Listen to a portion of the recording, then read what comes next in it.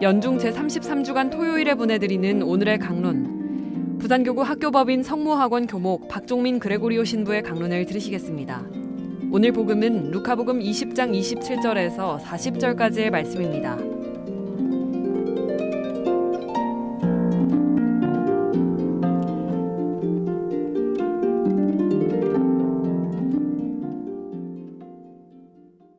그때 부활이 없다고 주장하는 사두가이 몇 사람이 예수님께 다가와 물었다. 스승님, 모세는 어떤 사람의 형제가 자식 없이 아내를 남기고 죽으면 그 사람이 죽은 이의 아내를 맞아들여 형제의 후사를 일으켜 주어야 한다고 저희를 위하여 기록해 놓았습니다. 그런데 7 형제가 있었습니다. 마지가 아내를 맞아들였는데 자식 없이 죽었습니다. 그래서 둘째가, 그 다음에는 셋째가 그 여자를 맞아들였습니다. 그렇게 7이 모두 자식을 남기지 못하고 죽었습니다. 마침내 그 부인도 죽었습니다. 그러면 부활 때 그 여자는 그들 가운데 누구의 아내가 되겠습니까? 7이 다 그 여자를 아내로 맞아들였으니 말입니다. 예수님께서 그들에게 이르셨다.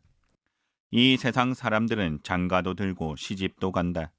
그러나 저 세상에 참여하고 또 죽은 이들의 부활에 참여할 자격이 있다고 판단받는 이들은 더 이상 장가드는 일도 시집가는 일도 없을 것이다.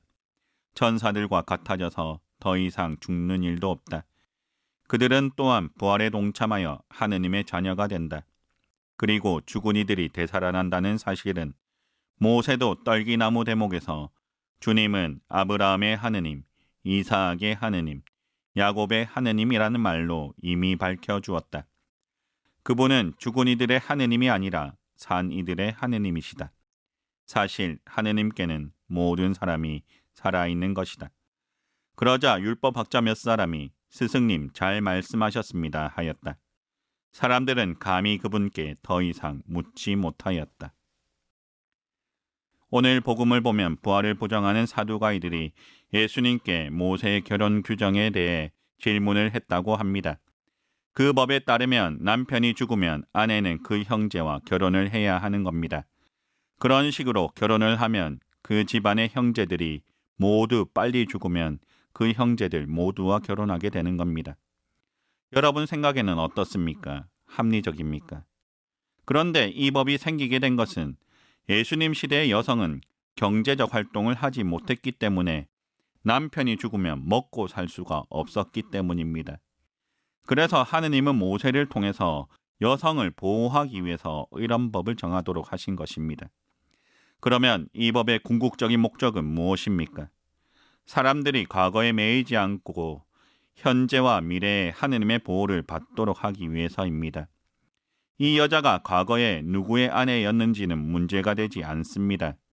중요한 것은 그 여자가 앞으로 어떻게 살게 되느냐 하는 겁니다. 예수님이 부활하시고 사람들에게 부활할 수 있다고 믿으라고 하신 목적은 우리가 앞으로 하느님이 주신 행복을 누리면서 살도록 하기 위한 겁니다. 그런데 부활을 하려면 어떻게 해야 합니까? 죽어야 합니다. 그런데 부활이 좋다고 당장 죽으라고 하면 누가 죽겠습니까? 예수님은 우리가 당장 죽어서 부활을 누리라고 하시는 것이 아니라 현재를 잘 살면서 부활을 경험한 사람처럼 살도록 하기 위해서 부활을 보여주셨습니다. 현재에서 부활을 살고 미래를 아름답게 하려면 하느님의 법칙에 따라서 살아야 됩니다. 세상 사람들은 나의 이득을 위해서 남을 희생시키지만 부활을 사는 사람들은 남을 이롭게 하기 위해서 자신을 희생시킵니다. 부활을 사는 사람의 특징은 사랑입니다. 그런데 우리가 부활을 체험한 사람처럼 살고 싶으면서 사랑을 거스르는 사람들의 법칙에 따라 산다면 우리는 부활이 없다고 주장하는 사두가이와 같습니다. 우리가 하느님 나라의 법칙에 따라 살 때 우리는 부활을 체험할 수 있습니다. 우리가 하느님 나라의 법칙에 따라 살려면 나를 위해 기도하거나 힘을 쓰지 않고 남을 위해 기도하고 힘을 써야 합니다. 그럴 때 우리는 죽어서 부활을 체험하는 것이 아니라 이 땅에서 부활을 살 수 있습니다.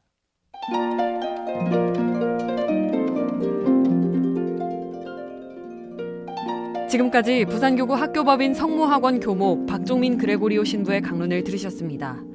오늘의 강론은 수영성당 공동체와 함께합니다.